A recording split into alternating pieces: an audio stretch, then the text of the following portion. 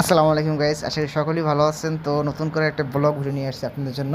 তো আমরা এই যে সে ভাইরাল রেসিপি ডিমের যে সেটা বানায় সবাই, তো আমি ফুট করে আগে কিন্তু পেঁয়াজ মরিচ মাখাই ফেলেছিলাম। তো কেউ কিছু না মনে করে তো ভিডিও দেখতে থাকেন কন্টিনিউ। আমার মনে করেন এখন ডিম সেদ্ধ হয়ে গেছে আমার অলরেডি।